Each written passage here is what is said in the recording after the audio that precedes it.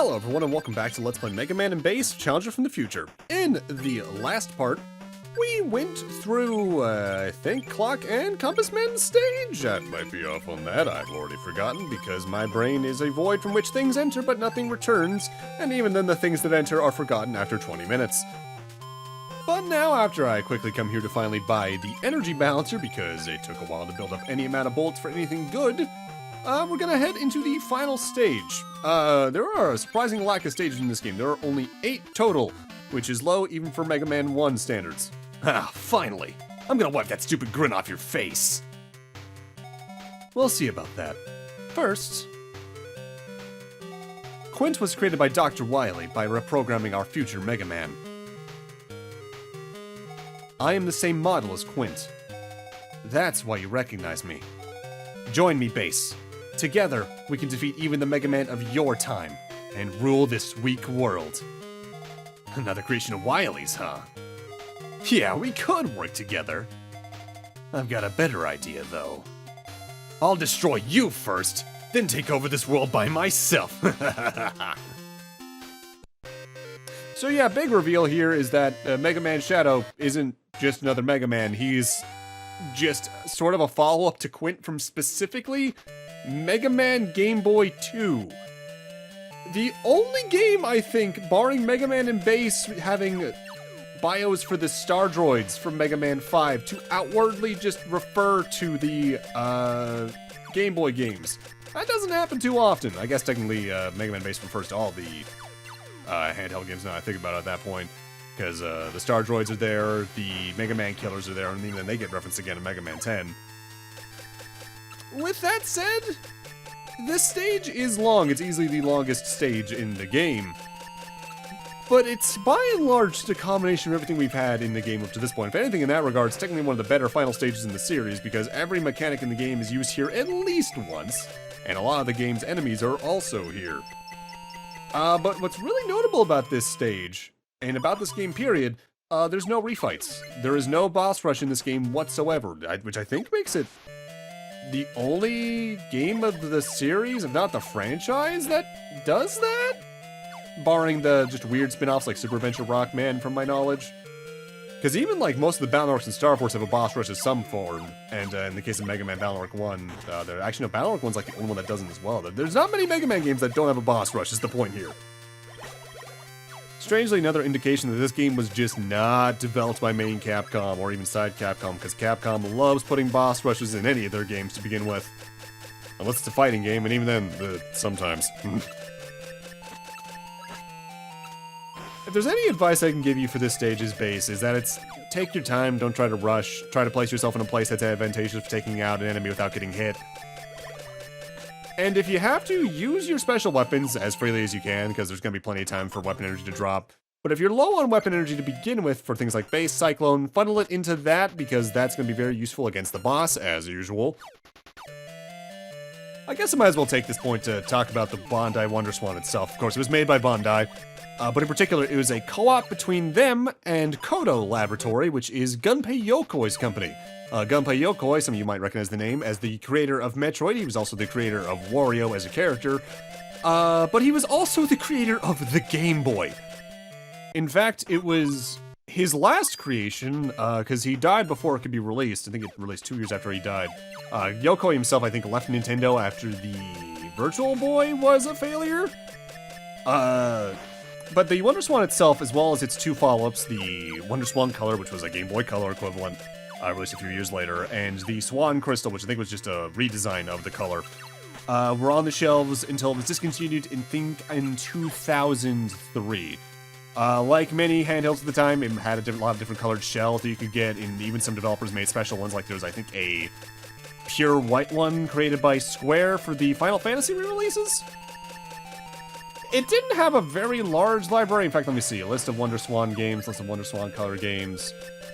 The Wonderswan had 109, the Wonderswan Color had 91, so exactly 200 games between the 2 main consoles.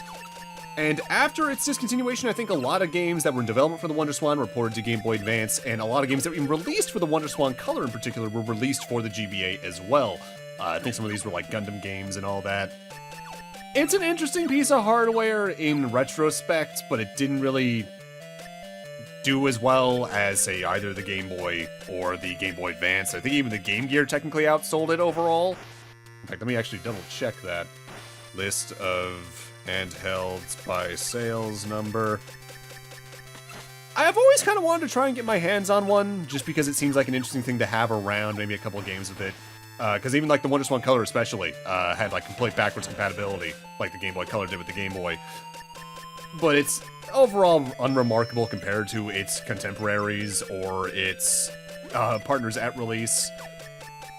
By the way, this mini-boss kind of sucks. It's this giant skull robot. You can only hit it on the light on the top of its head, and it attacks by going down to the floor and spawning 3 bones that are spawned randomly around it, but when you destroy all 3 bones, it spawns 3 more. So, in some cases, you can get into a nice position where you can just shoot upwards at it while there's a bone slowly making its way to you, but sometimes it might just go down on top of you if you destroy one at the wrong time, and that just leads to some very inopportune damage.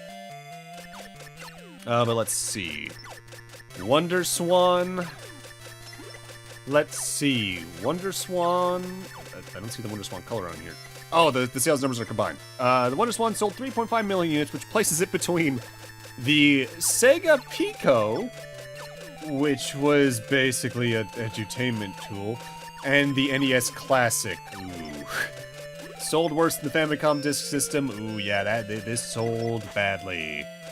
Sold more than the Sega CD, though. That's saying a lot.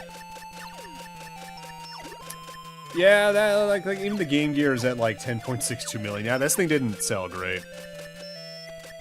Apparently, there were plans to bring it to the West at some point, and apparently Mattel was gonna head that, but Bandai themselves decided against a Western release.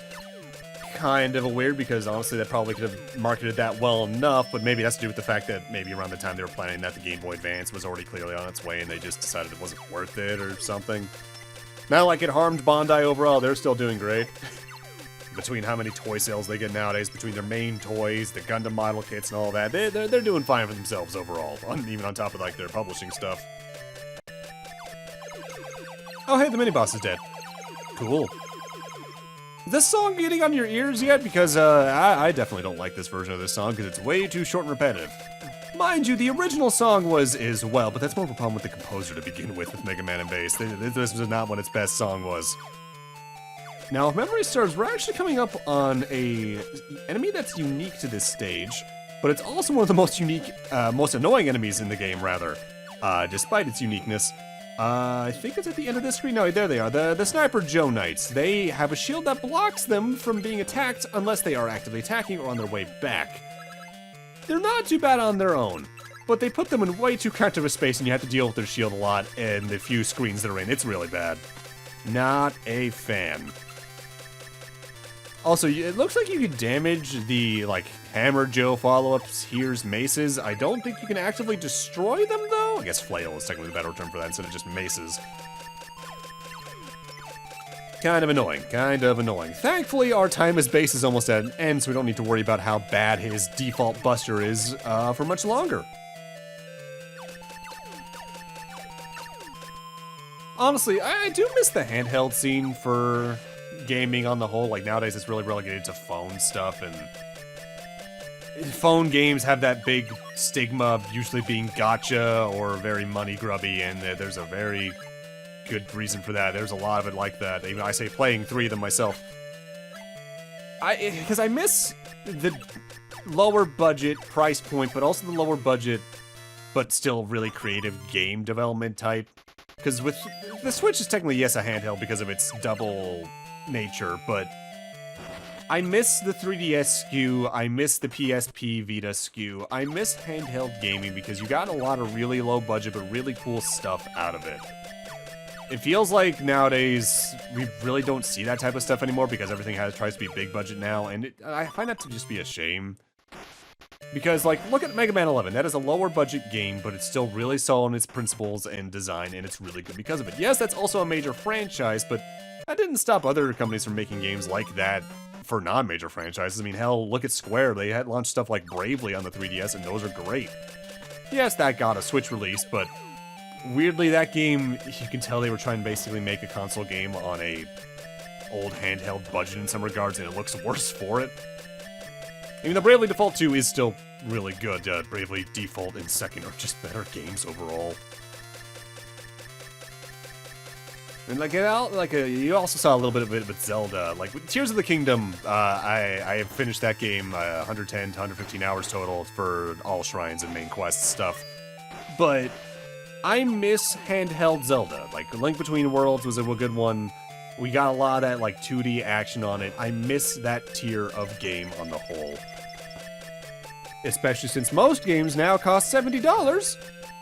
When they don't usually feel like they should cost $70 because they don't feel worth that much.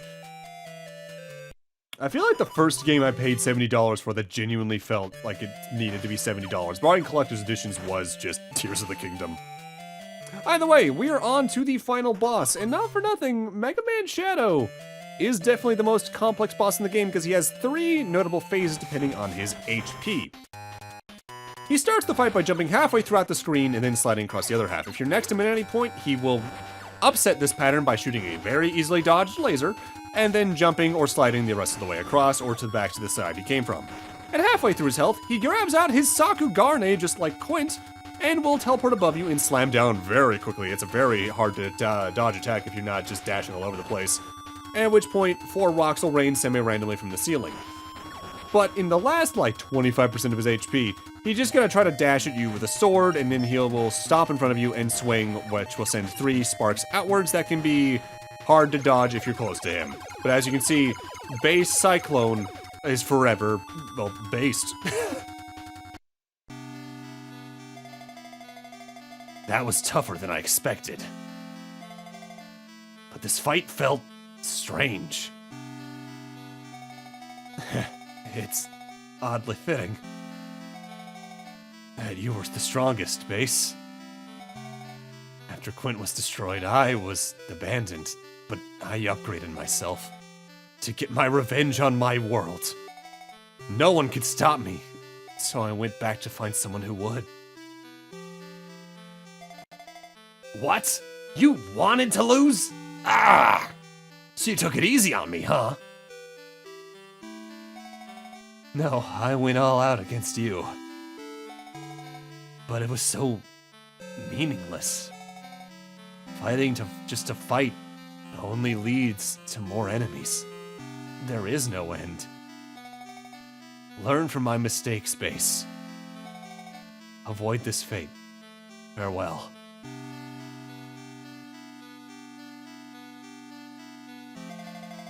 I won't become weak like Mega Man. But it was interesting.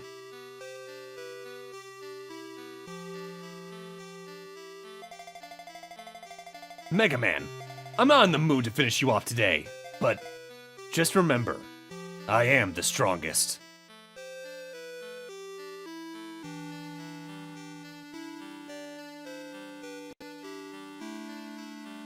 Does that make that the first Cyber Elf? It might. And that's Mega Man and Base Children in the future as Base. His moveset can make some of the platforming easier, but honestly his Buster's so bad it just doesn't feel good to play overall. Not that the game feels great to begin with, but it's not great.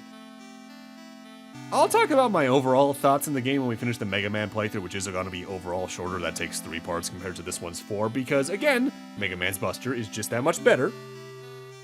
But it is definitely worth a single shot if you like Mega Man, I guess is the way I'll praise my thoughts for right now. But with that, I'm going to need to end this off here. Thank you guys for watching, and in part 5, we're going to start off the Mega Man run. Oh, and I guess he's alive for the photo, at least. Cool. See you guys then.